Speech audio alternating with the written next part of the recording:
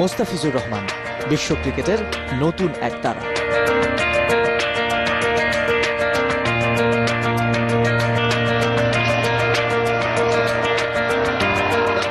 বাংলাদেশের কোনো ক্রিকেটারকে নিয়ে ক্রিকেট বিশ্বের এতটা আগ্রহ, বোলিংয়ের রহস্য নিয়ে বিস্ময়, যাকে দিয়ে প্রথম।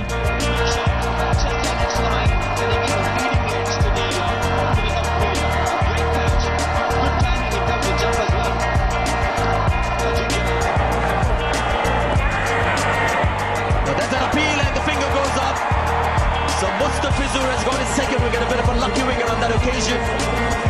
And he's on a hat trick. Just said one, you get two. আবির্ভাবই যার এমন, শাহরুখ খান কিংবা সিধুরা প্রশংসার ফুলঝুরি তো ফোটাবেনি। समय बड़ा तूफान प्रबल, पर्वत भी झुक जाया करते हैं। अक्सर दुनिया के लोग समय में चक्कर खाया करते हैं, पर कुछ मुस्तफिजुर जैसे भी होते हैं जो इतिहास बनाया करते हैं। मुस्तफिजुर ये जो है, ये मैं इससे बहुत इम्प्रेस हो जाता हूँ कि without a break in speed और the hand speed ball slow कैसे हो जाती है।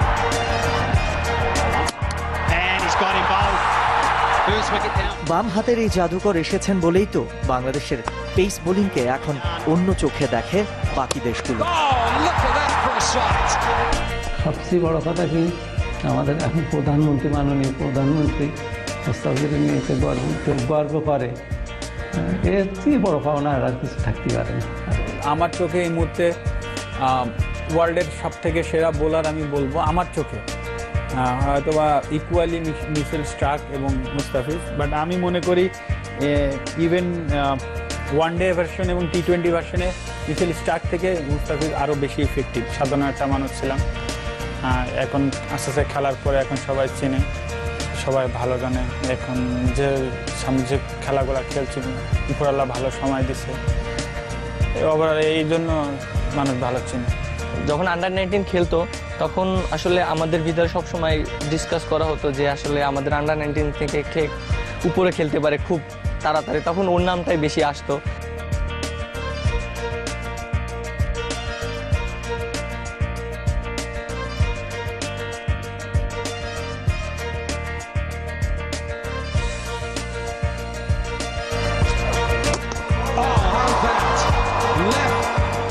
কি করেননি সানরাইজার্স হায়দ্রাবাদকে প্রথম আইপিএল শিরোপা জেতাতে। 17 উইকেট নিয়ে হয়েছেন ইমার্জিং ক্রিকেটার, পরের গন্তব্য ইংল্যান্ড। অথচ কে বলবে বিশ্ব ক্রিকেটে আবির্ভাবের 15 মাসও পেরোয়নি এই বাঁহাতি।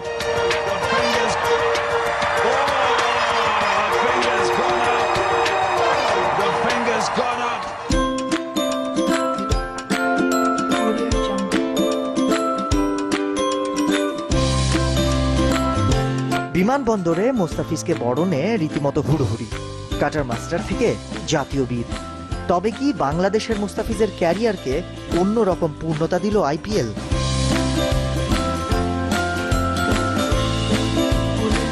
আমি দেশে থাকতো যেমন ছিল, ওটা খেলার পরে দেশে বাদে দেশের বাইরে অন্যান্য জায়গায় যেসব আইপিএলটা সব জায়গায় মনে হয় দেখে ওয়ার্ল্ডে, এই জন্য সবাই বেশি চিনে।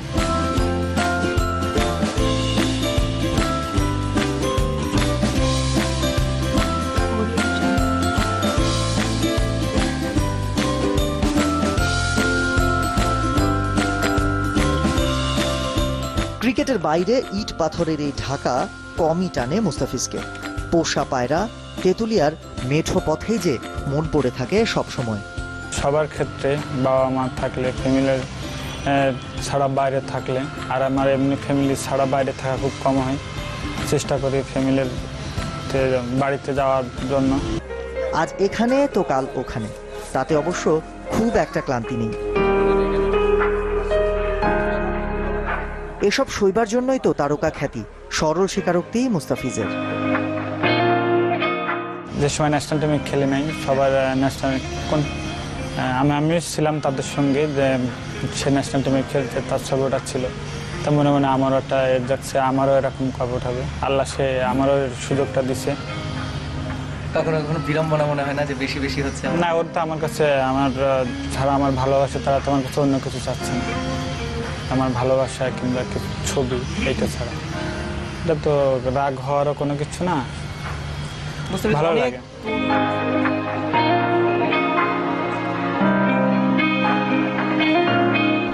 আসলে যখন বাসায় আসছে তখন তো বাসায় জনগণের মানে আনন্দের ঢল লেগে যায় একেবারে। সবাই তাকে ভালোবাসে, দূর দূরান্ত থেকে, খুলনা, যশোর, এমনকি পার্শ্ববর্তী যত জেলা আছে সবাই তাকে দেখতে আসে, তার সাথে ছবি তোলার জন্য মিট করতে আসে। যখন আমরা দেখি টিভি পর্দায় আমাদের সেই ছোট মুস্তাফিজ আজ কী করে, বিশ্বের বাঘা ব্যাটসম্যানদেরকেই পরাস্ত করে, খুবই ভালো লাগে। সেনাবাহিনীতে আমি বহু ছাদের গাড়ি চালিয়েছি, বহু ভিআইপি, এবং আমি দক্ষিণ আফ্রিকা সফর করেছি, বহু ছাদের গাড়ি চালিয়েছি। কিন্তু আমি সেই সমস্ত গাড়ি চালিয়ে যেটুকু আনন্দিত, যেটুকু খুশি না হয়েছি, এখন ক্রিকেটার মুস্তাফিজের গাড়ি চালিয়ে আমি যে আনন্দ, যে খুশি, এখন পুরো দেশবাসী এক নামে আমাকে চেনে যে মুস্তাফিজের ড্রাইভার হোক, তারপরেও কিন্তু আমার কাছে খুব ভালো লাগে। যখন আমি এয়ারপোর্ট তাকে আনতে যাই, সবাই মানে বিভিন্ন সাংবাদিক, বিভিন্ন ডিজি, এসআই, গোয়েন্দা লোক আমার কাছে আগে জিজ্ঞেস করে, ভাই কখন আসতেছে, কি আসতেছে। তখন আমার মনটা মনে হয় যে কি যে গর্ব, খুব ভালো লাগে।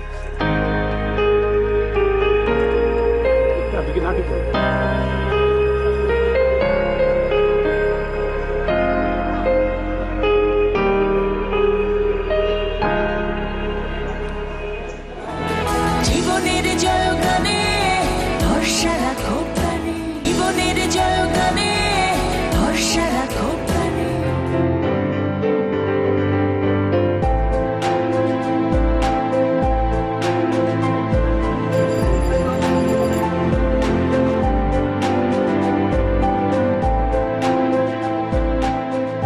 তেঁতুলিয়াবাসীর কাছে জাতীয় দলের ক্রিকেটার ছিল স্বপ্নের মতো, কিন্তু মোস্তাফিজের কারণে 11 টাইগারের একজন এখন নিজেদের ছেলে।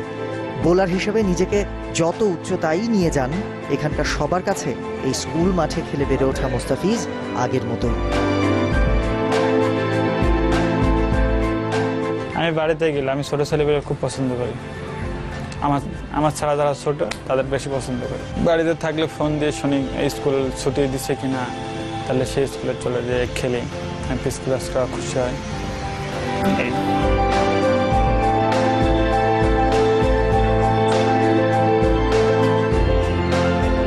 ঢাকা থেকে কলকাতা, তেঁতুলিয়ার কাছের মানুষেরা বরাবরই মোস্তাফিজের অবিস্মৃত আতিথেয়তা পেয়ে অভ্যস্ত।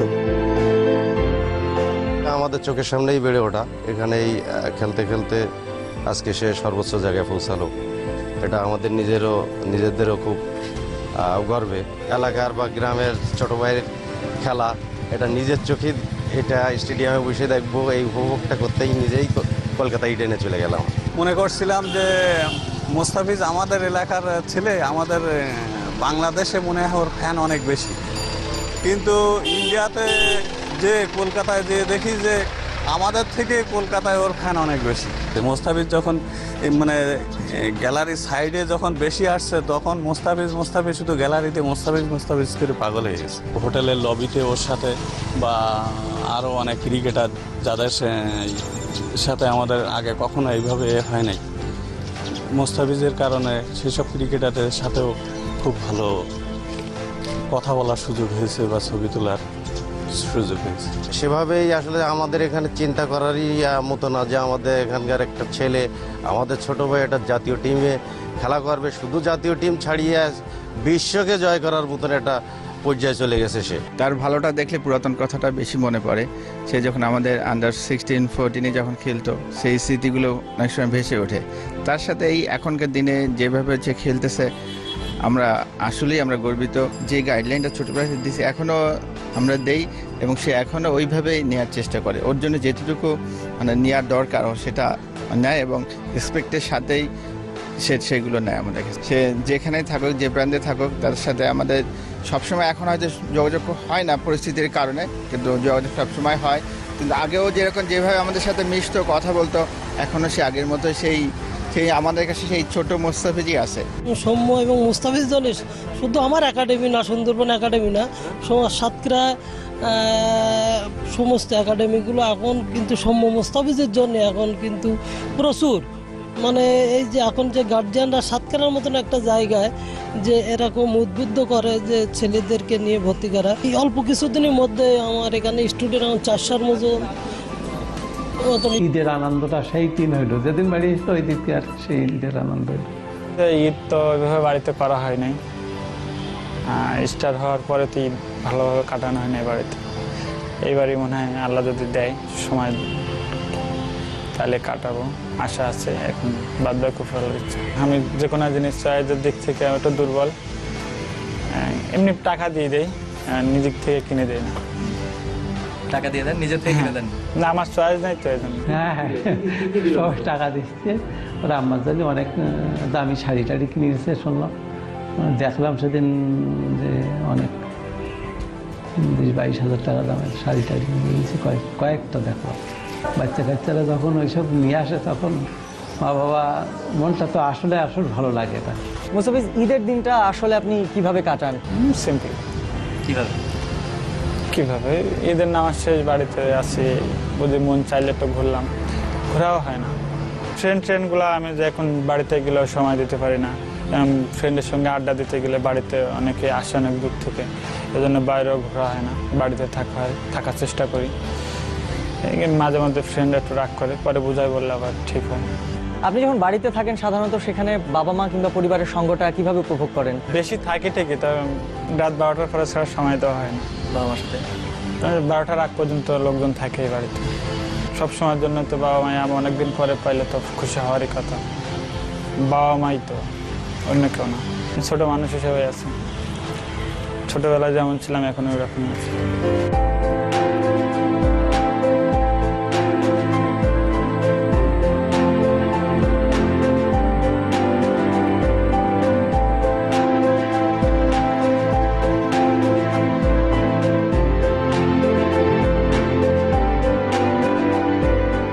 ক্রিকেটের মাঝেই দায় সারেনি, পালন করেন সামাজিক দায়িত্বও।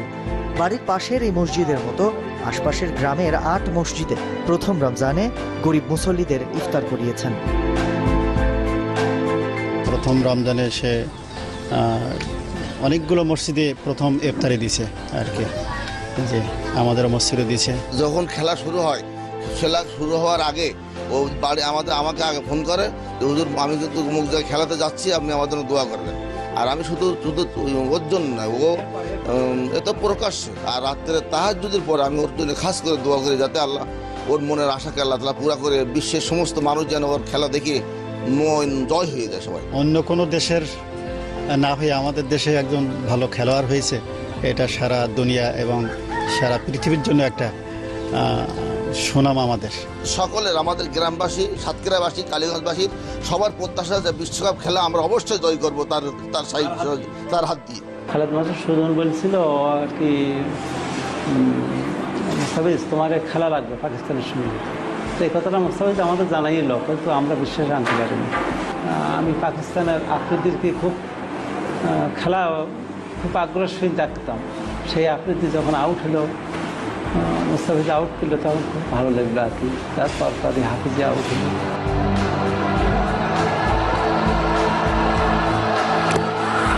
Looks close, looks good, yes!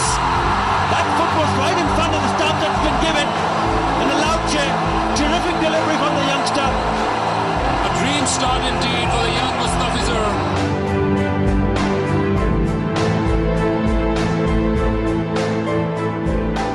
আমি যখন মাঠে যাই, মাঠে যাওয়ার পরে পুলিশিটা কীভাবে জানতে হইলে আল্লাহই ভালো জানে, যে আঙ্কেল আপনার সঙ্গে একটু কথা বলবো। আমি কী বাবা বলো? তো বললো যে আপনি কি মুস্তাফিজের আব্বা? আর মনে হয় এরকম।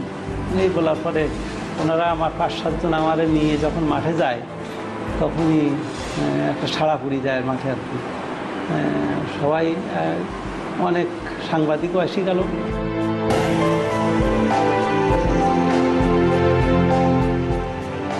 মুস্তাফিজ টি-20 খেলার পরে 7 দিনের ভিতরে রাস্তা হয়েছিল পিটির ছলে। আর তারা IPL খেলে এসে এখন এটি যদি আমাদের হইতো আর কি, ঢালাই রাস্তা হইতো, আল্লাহ কি রহমত দেখা গেল কয়েকদিনের ভিতরে আমাদের মাননীয় চেয়ারম্যান সাহেব এটা আর কি আরম্ভ করে দিলেন।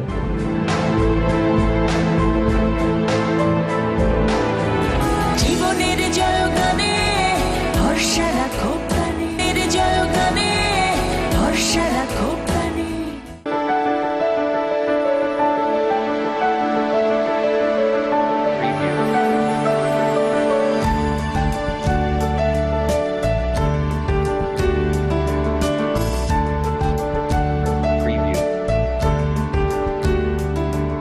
মোস্তাফিজের ক্রিকেটার হয়ে ওঠার গল্পে একটা মোটর বাইকের কথা সবারই জানা। চালকের আসনে বড় ভাই মোখলেসুর রহমান তেমনই আছেন, তবে সারথি বদলেছে। যে লক্ষ্যে তেঁতুলিয়া থেকে সাতক্ষীরা রেখে এসেছিলেন সেই ছোট ভাই মোস্তাফিজ এখন শেরে বাংলায়, সেখান থেকে পুরো দুনিয়ায়। আমাদের এলাকার খেলা খেলতাম, খেলতে খেলতে সাতক্ষীরা থেকে যারা খেলতে যাইতো, ঢাকার লিগটি খেলে, প্রিমিয়ার লিগ, ফার্স্ট ডিভিশন যারা খেলে, ওইটা ওরা একদিন বললো, আমি সেই ম্যাচটা খেললাম 5 স্টার, পরে বললো তোর ভাইয়া তো ভালো বোলিং করে। আমি ওদের বলি যে আমার ছোটো ভাইটা লেফটি ভালো বোলিং করে। তো ঠিক আছে, তাহলে গণমুখে আমি তো গণমুখে নেটে কি প্র্যাকটিস করানো যাবে? তো হ্যাঁ যাবে, তাহলে ওইখানে একটু নিয়ে আয়। আর আমি তার 2 দিন পরে গেছি, ফার্স্ট ওভারে দিয়ে নতুন বলে বোলিং করলো, করানোর পরে বলতেছে এর দিয়ে কিছু হবে, তো এর পিছনে সময় নষ্ট করে, কষ্ট করলেও এর হচ্ছে ভালো প্লেয়ার হবে। আমি ওইখানে তাহলে কী করা লাগবে, তাহলে প্রত্যেকদিন প্র্যাকটিস করতে আসতে হবে সাতক্ষীরায়।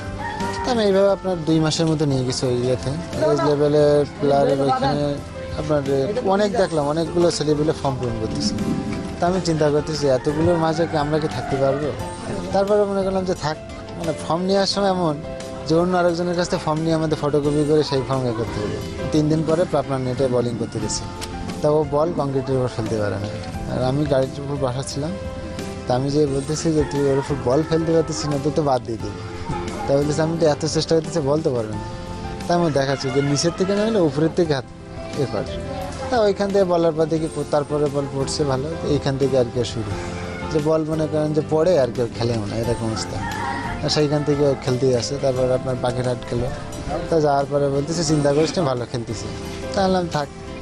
আর আমি যে বলতেছে ভাই আমার কেসে পা একটু সরতেছে, কেসটা পুরান হয়ে গেছে আমাদের, দেখি কেসের ব্যবস্থা করে আসি, আজকে 3 উইকেট পা লাগবে। তো বলতেছে পালিয়ে দেবে, তো বলতেছে হ্যাঁ দেবে। কারণ ওইখানে ওই মানে 3 উইকেট পাওয়ার পরে ভাই বললো যে মানে উইকেট না পাইলে বলে আপনার কেস ইয়ে করি কী করে, তো ভালো খেলে দিলে। আর কেস ভাইকে ভালো খেলার পরে খুলনা থেকে কেস কিনে দিলাম সাথে সাথে।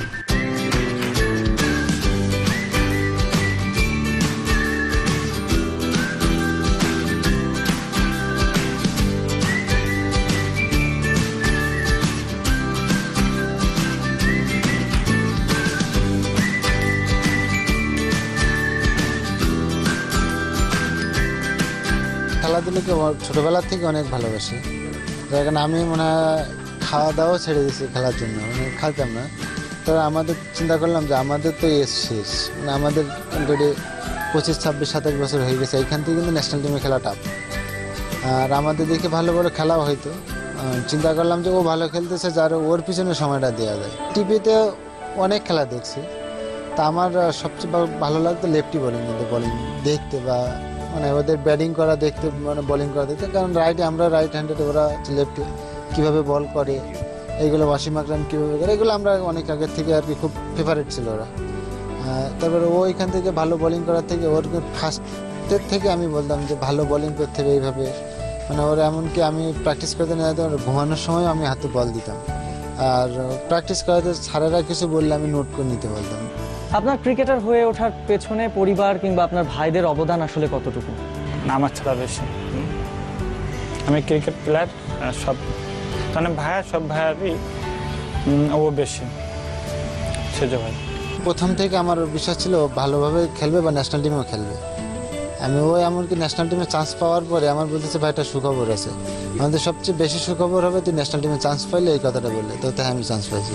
স্বপ্নের পূর্ণতা দিয়ে আজকের এই পর্যন্ত আসবেন, মোস্তাফিজ হবেন, সেটা কি কখনো ভেবেছিলেন? ক্লাস 9 পর্যন্ত সবাই চাইতো পড়ালেখা করি, আর এমনি খেলতাম। আমি সব ফুটবল ক্রিকেট 2টা খেলতে ভালোবাসতাম। ভাইয়া সেটা এখনও খেলে, ওদের সঙ্গে খেলি, এখনও খেলি। ওই সময় ছোটো ছিলাম যে শুধু ফিল্ডিং করানোর পরে, বল করানোর পরে ব্যাটিং দিত না কিংবা বোলিং করাইতো না, মাঝে মাঝে রাগ হইতো, আবার পরের দিন আবার রাগ আর থাকতো না, পরে আবার খেলতাম। 1-2 দিন পরে একদিন সুযোগ দিত। এইভাবে গ্রামের ছেলেরা সাধারণত খুব ডান পিটে হয়। ছোটবেলায় কি খুব একটা দুষ্টু ছিলেন আপনি? এলাকায় থাকলে তো সবাই একটু দুষ্টুমি করবে। ছোটো ছেলে পড়াবার জন্য খুব চেষ্টা করতাম, তারপরে ও পড়ার দিকে খুব মনোযোগী না, আমরা যখন যত চাপ দিতাম তো আমার সঙ্গে বলতো যে আমার উপরে চাপ দিলে আমার মাথায় ঢোকে না, মানে আব্বা সাপ তো টেনশন করে কেন। টেস্ট পরীক্ষা একটা পরীক্ষা দিল তো দ্বিতীয় পরীক্ষার দিন সাতক্ষীরা গেল প্র্যাকটিস করতে, কাজে আর লেখাপড়া হবে কোনো আশা করিলাম টেস্ট পরীক্ষা দিয়ে দেয় না। আজকে মোস্তাফিজ কোথায় ছিল আর কোথায় এসে গেল, এটা তো সব কিছু আল্লাহর ইচ্ছা। এখন সব কিছু ভালোই যাচ্ছে, এজন্য ভালো লাগছে। জানি না উপর আল্লাহর সামনে কী রাখা আছে আমার। মোস্তাফিজুর রহমান এই যে ব্র্যান্ড নেম, কখনো কখনো আপনার কাছে মনে হয় না কিনা যে এই বয়সে আপনি চাওয়ার চেয়েও অনেক বেশি কিছু পেয়েছেন? শুধু যে মোস্তাফিজুর মতো তো হইতে চাইলাম না, আমি যেটা ভাবি, আমি ক্রিকেট প্লেয়ার না হইলেও আমি যেন একটা ভালো মানুষ হিসেবে সবার সামনে থাকতে পারি।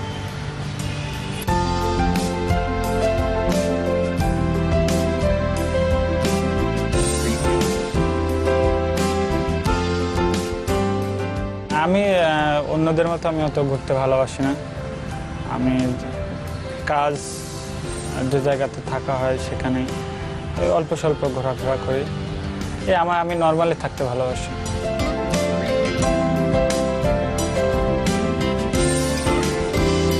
জীবনের জয়গানে ভরসা রাখো প্রাণে, জয়গানে ভরসা রাখো প্রাণে।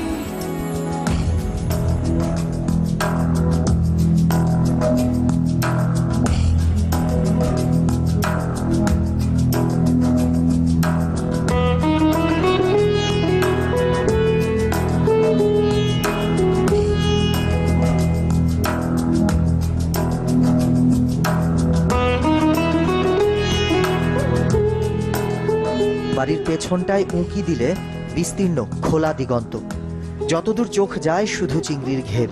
লাভজনক বলে মাছ চাষেই বেশি ঝোঁক এখানকার চাষিদের। দুই ভাই জাকির মোখলেসুরের সঙ্গে মোস্তাফিজের বাবা আবুল কাশেমও পুরো দস্তুর গৃহস্থ।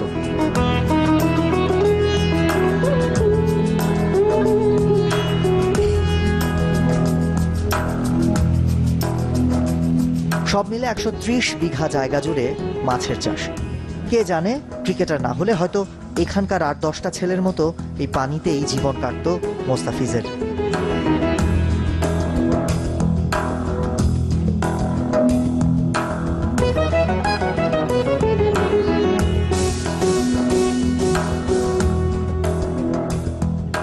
বেসরকারি প্রতিষ্ঠানের চাকুরে বড় ছেলে আর ছোট ছেলে মোস্তাফিজ ক্রিকেটার। মাঝের দুই ছেলেও নিজেদের পশ্চাৎপদতাকে জয় করেছেন পরিশ্রমের জোরে। দিন শেষে তৃপ্ত এক বাবা আবুল কাশেম।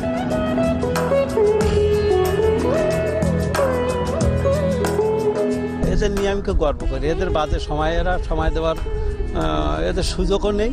এই 12-13টা ঘের আছে, সব দেখাশুনো করে। এই দেখেন, এই এখনই এসে যার সেই কাজে অনেক ছেলেপিলি রাস্তারা বেকার বেড়ায়, অনেক সময় কাজে লাগায়। এদের এমন কোনো সময় নেই যে কাজে বেড়ানো। আল্লাহর কাছে লাখো শুকরিয়া। মোস্তাফিজ তো মাছ ধরার ওস্তাদ একদম, মাছ ধরা পাখি মারা এই।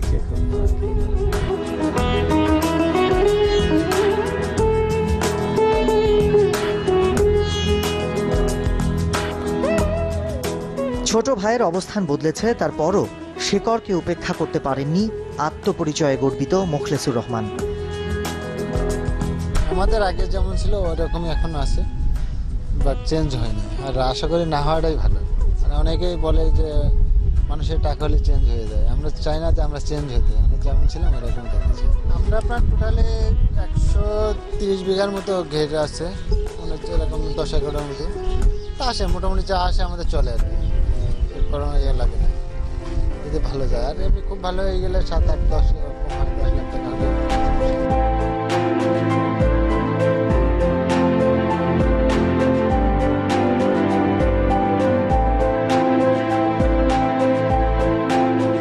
মিরপুরের আধুনিক ক্রিকেটীয় সরঞ্জাম এখন মোস্তাফিজকে ঘিরে রাখে সবসময়। তবে বিকেএসপি দূর পেশাদার ক্রিকেটার যে হবেন সে নিশ্চয়তাই কি ছিল? তেঁতুলিয়ার যে মাঠে খেলে বেড়ে ওঠা, বছরে তার অর্ধেকটাই ডুবে থাকে পানির নিচে। পৌষ মাসের সময় ধান কাটা হয়ে যায়, ধান কাটার পরে ধান ওঠানোর পরে সেখানে পিচ করা হয়। ওই ফুটবলেরও বলেন, ওইটা ক্রিকেট, আবার ভলিবল দিয়ে সব দিয়ে শুরু। ঘরের আঙিনায় মোস্তাফিজদের 4 ভাইয়ের আধিপত্য এতটাই, বেশিরভাগ সময়ই এখানে খেলতে আসা শহুরে ক্রিকেটাররা থাকতেন পরাজিতদের তালিকায়। এখানে মনে করেন আমাদের সাথে সহজে কোনো টিম এসে আমাদের হারাতে পারে। সবাই এখানে ভালো খেলে, আমাদের স্থানীয় যারা আছে বাইরে যেই পারুক না পারুক এই মাঠে সবাই। আমাদের এখানে বেশিরভাগ 200 টাকা বা এটা 2টা 5 স্টার বল দিয়ে খেলা হয়। এক পার্টি 2 দিন হারলে তো পরের দিন আসতেই চায় না। একসাথে পড়তাম, একসাথে খেলাধুলা করতাম। তো সুপার 6 খেলা ছিল 4 দলীয়, অর্থাৎ 14 নিচে বয়সে। তো 2008 সালে খেলাই ছিল। এবার মুস্তাফিজের দল আর আমার দল ফাইনালে উঠছিল। এবার আমি ছিলাম ব্যাটে, মুস্তাফিজ বলে ছিল। এবার প্রথম বলে মুস্তাফিজের বলে ছক্কা মারিছি, দ্বিতীয় বলে অফ লাইনের বাইরে দিয়ে বল যাচ্ছে। আমি মনে করতেছি মনে হয় বলটা বাইরে দিয়ে চলে যাবে। আমি ব্যাট ইস্যু করেছি, বলটা আমার এখানে লেগে আমি অজ্ঞান হয়ে গেছি। 2008 সালের ঘটনা, এত সুইং করতো বল। আসলে খেলাধুলো নিয়ে প্রিয় ছিল সবচেয়ে, সবসময় খেলা করতো আর খেলাটাই ওর স্বপ্ন ছিল। মূলত পড়ালেখাটা অতটা ছিল না। সাতক্ষীরা অঞ্চলটা সুন্দরবনের জন্য বিখ্যাত ছিল এক পর্যায়ে, এইটাকে আমরা চিনতাম আর কি, এইভাবে আমরা চিনতো বাইরে। আর এখন মুস্তাফিজুর হয়ে আমাদেরকে এই সাতক্ষীরা অঞ্চলকে বেশি গর্বের হিসেবে লোক সবার চোখে আর ধরা দিয়েছে সমস্ত বিশ্ব। যারা স্টুডেন্ট আছে খেলার প্রতি অতিরিক্ত আগ্রহ, এবং তারা রাস্তায় পিচ তৈরি করে খেলা করে, মসজিদের সামনে ছোট মাঠ আছে সেখানে খেলাধুলো করে।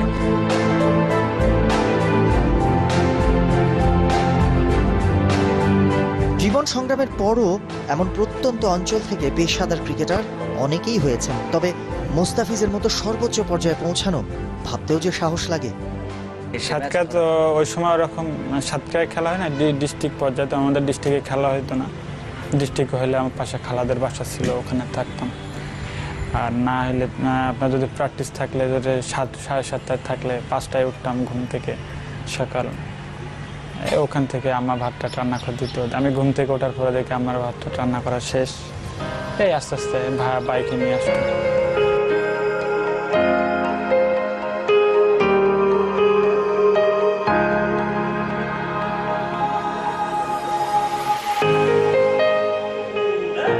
সাতক্ষীরা, তেঁতুলিয়া এসবের বাইরেও মোস্তাফিজের আছে অন্য এক জগৎ। বছরের বেশিরভাগ সময় যে কাটে মিরপুরের এই একাডেমিতে, যেখানে আলামিনরাই মোস্তাফিজের আরেকটি পরিবার।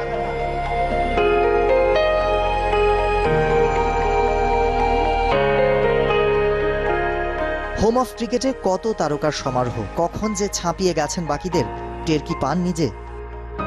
আমি ওইটা ভাবি না, ওরকম এরকম আমি খেয়াল করি না।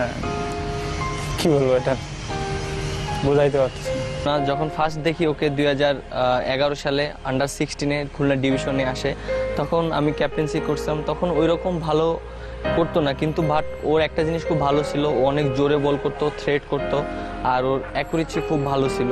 বাট দেন তারপরে যখন আমি আন্ডার 17 টিমে ন্যাশনাল টিমে চলে আসি, তখন ওর সাথে প্রায় 3-4 মাস কোনো যোগাযোগ ছিল না। তারপরে ও হঠাৎ করে শুনি যে ও পেজার হ্যান্ডে ডাক পেয়েছে, এবং ওই পেজার হ্যান্ড থেকে ও খুব ভালো ইমপ্রুভ করছে। এবং ওখান থেকে পরে আন্ডার 19 টিমে একসাথে আবার দেখা হয়। তখন 2013 সালে ফার্স্ট আমাদের শ্রীলঙ্কার সাথে একসাথে ডেবু হয় আন্ডার 19 মিরপুর মাঠে। তারপর সিরিজ থেকে আমি ক্যাপ্টেন্সি করেছি কন্টিনিউ, এবং ওয়ার্ল্ড কাপেও ইভেন্টে ও আমার আন্ডার খেলেছে। আমার কাছে যে জিনিসটা ওর কাছে সবচেয়ে ভালো লাগতো, যে ও আসলে কোন ব্যাটসম্যান, এইসব জিনিস ও ওইভাবে নিজের ভিতরে প্রেশার নিত না। ও একটা জিনিস সবসময় নিজে চিন্তা করতো যে আমি কি পারি, এবং আমি যেটা পারি আমি বেস্টটাই করব, এবং যত বড় ব্যাটসম্যানই খেলুক না কেন আমি ভালো বোলিং করব, এবং ওর সাথে চ্যালেঞ্জ নিত। সতীর্থ মেহেদী হাসান মিরাজের কথা মানলে আগের মতোই আছে মোস্তাফিজের বন্ধুত্বের সারল্য। বন্ধু হিসাবে ও খুব ভালো, এবং আরও একটা যে জিনিসটা যে ও অনেক ফ্রিলি এবং সবার সাথে হেল্পফুল। আর আরেকটা জিনিস যে ও সবসময় অনেক মজা করে, দুষ্টামি করে। আর ওর ভিতরে এমন কোনো কিছু আমি দেখি না এখন পর্যন্ত স্টিল, যে ও এত বড় প্লেয়ার হয়েছে বা ও অনেক কিছু করেছে, ওর ভিতরে এই জিনিসটা কখনো আমি দেখি না যে ও মানে IPL খেলেছে, ন্যাশনাল টিমে সেরা হয়েছে। এটা আমি ওর কাছ থেকে এখন পর্যন্ত দেখিনি। আগে মোস্তাফিজ যেরকম ছিল এখন মোস্তাফিজ সেরকমই আছে। নবায়নযোগ্য কোনো শক্তি নন, মেশিনের মতো অসীম ক্ষমতাও নেই মোস্তাফিজের। নিজের জীবনের অভিজ্ঞতা থেকে অধিনায়ক মাশরাফির তা ভালোই জানা। তাই বাংলাদেশের সেরা বোলিং অস্ত্রকে সযত্নে ব্যবহারের আকুতি। তো ওর যে চাহিদা আছে বহির্বিশ্বের কাছে, ধরেন IPL, CPL, Big Bash, county সব কিছু মিলে ওর যে চাহিদাটা থাকবে, আমি মনে করি ও যদি বেছে বেছে ইম্পর্টেন্ট টুর্নামেন্টগুলোও খেলে তাহলে হয়তো বাংলাদেশি টিমের হয়ে লং টাইম খেলতে পারবে। আমি মনে করি বাংলাদেশ টিমকে ও কতটুকু সার্ভিস দিতে পারলো এটা আর কেউ গুনুক আর না গুনুক, আমি গুনবো অতটুকুই। আমি শিওর যদিও 10-12 বছর বাংলাদেশে খেলতে পারে তাহলে বাংলাদেশ ক্রিকেট একটা মানে এমন জায়গায় যাবে যেটা দেখবেন যে আমরা তখন এমন হবে যে আমরা যে কোনো কন্ডিশনে খেলছি, যে কোনো জায়গায় খেলছি, তখন আমরা মানে ম্যাচটা হবে এরকম যে ইকুয়ালি ম্যাচ খেলছি আমরা, যে অস্ট্রেলিয়া খেলছি তাও ইকুয়ালি ম্যাচ খেলছি। কারণ কি মুস্তাফিজ থাকা মানে ওকে দেখে আরও 2টা বাচ্চা ছেলে ইন্সপায়ার হবে, সে উঠে আসবে।